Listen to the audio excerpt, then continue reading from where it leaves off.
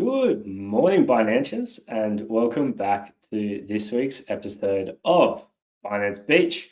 As usual, I'm your host, Lotto, and I'm here to take you through what happened in crypto this week, a quick market update, and then we're going to look at whether a HBO documentary successfully managed to prove the identity of and then confront Satoshi Nakamoto, creator of Bitcoin. So it's been a bit of a short week this week with the long weekend last weekend. So it's a bit of a shorter episode, but let's jump in, check out some price action, and then, catch up with the identity of Bitcoin's creator. And one of the biggest mysteries in crypto, if not the biggest mystery in crypto. Let's kick it off, and thanks for joining me. This week on the Bitcoin price, we are down just a touch. It's been a bit of a flat week. We're down about just shy of 1%. We saw a little bit of a pump in the middle of the week, potentially off the back of the documentary and some interest that was driven around the hype, but it looks like that's kind of tailed off. Market could be responding to a slightly higher than expected US CPI reading, which came in yesterday or the day before. And potentially it could be waiting for a little bit of more certainty around the US election. It's now about 25 days out, I think it is. So potentially we're seeing markets kind of waiting, watching, and seeing how that plays out. Definitely, there was some movement this week in terms of the US election forecast on Polymarket, especially. Trump made some pretty significant moves ahead of Harris. This seemed to come after a pretty average interview for Kamala on 60 Minutes, obviously the US version of 60 Minutes, not our Australian one. And Kamala also appeared on a bit of a controversial podcast called Call Her Daddy, which was, I can see why that was a good choice for her in terms of trying to reach potential voters. That podcast has an enormous reach, it's very popular. But whether or not that ends up being a wise move will remain to be seen. But you can definitely see some movement, some deviation here where Harris has gone from the front runner on Polymarket to being quite significantly behind. What Polymarket may or may not factor in is a phenomenon called the silent Trump voter, which has happened both in 2016 and 2020. It's been fairly well documented. And I've heard estimates that Harris might need upwards of 5 or 6% ahead on the polls in order to be even, to account for that silent Trump voter effect. So do some further research on that if you're interested. It's actually a really interesting phenomenon. Will be fascinating to see if it happens again this election.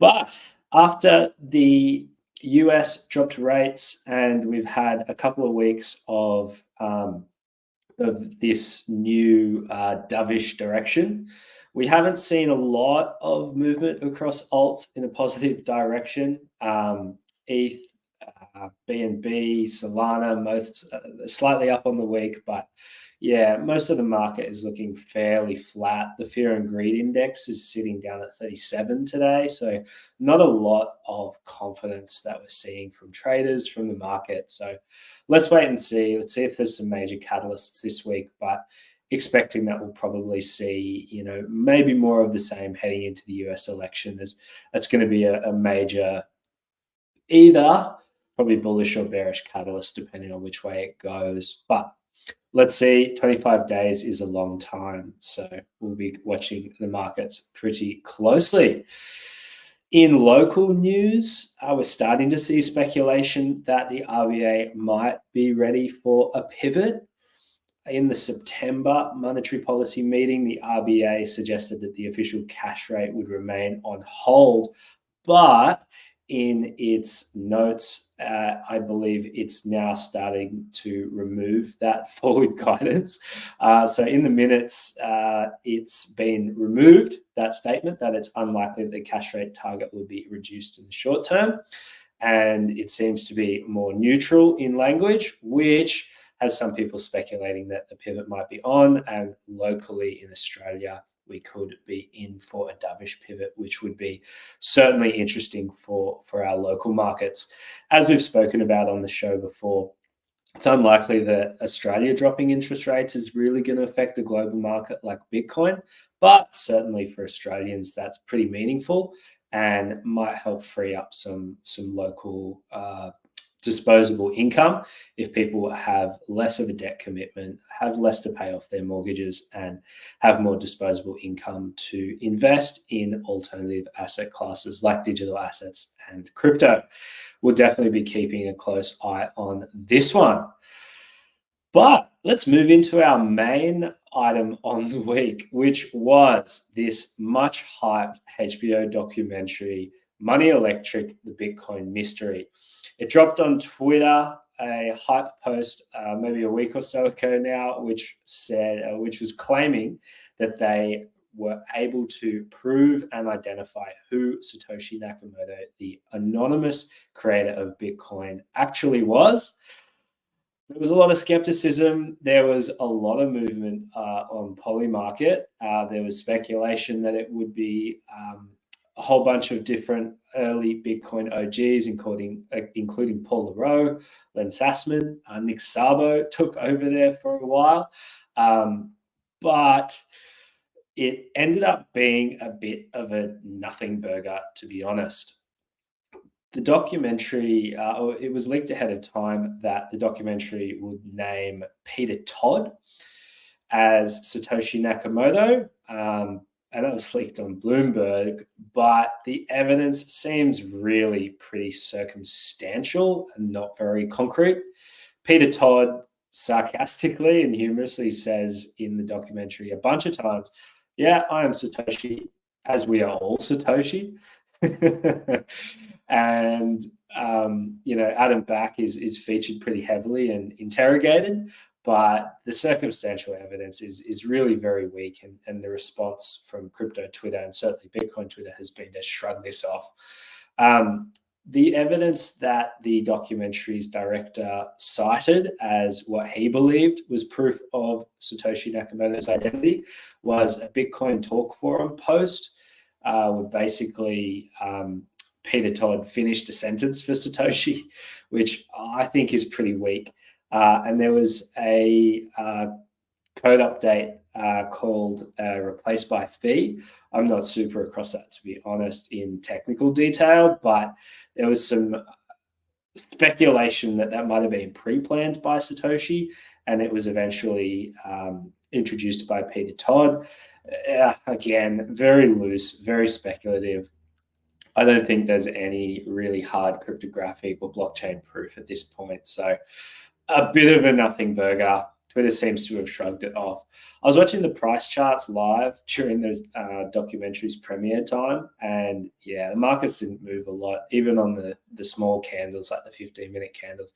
There really wasn't a lot of movement one way or another, and this is probably a really good thing. I don't know if we really need to know who Satoshi Nakamoto is, and I don't really know if we need, the scrutiny that person would get from global regulators, from global governments, from individuals who might be looking to possess that original Satoshi stash, that approximately 1 million Bitcoins. I don't think we need that for the space. So great to see that this is a nothing burger. And I'm really happy to finish on the "we are all Satoshi" message. We are all contributing to this network. When we use Bitcoin on chain, we're all a part of this revolutionary technology. And I'm really happy to leave it there. We're all Satoshi. I'm Satoshi. You're Satoshi. The only people who aren't Satoshi are Dr. Craig Wright and Peter Todd. So let's wrap it up there. That's all for me this week, Binanceans. I will close us out with a disclaimer.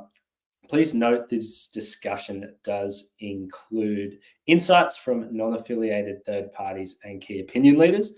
Binance provides this platform for informational and educational purposes only, and it's not responsible for any content or insights provided. The information should not be considered as financial, tax, or investment advice from Binance. Thanks so much for joining us. We're going to have another Learn and Win competition coming next week, so please stay tuned for that, and you get the chance to win some BNB. You'll also get the chance to vote for who you think we should have on our panel at the Australian Crypto Convention from our existing guests on Binance Beach so far.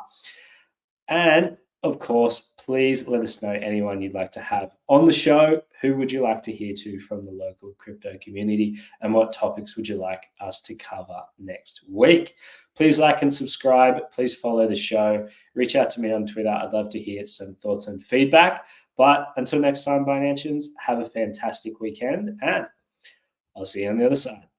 Catch ya.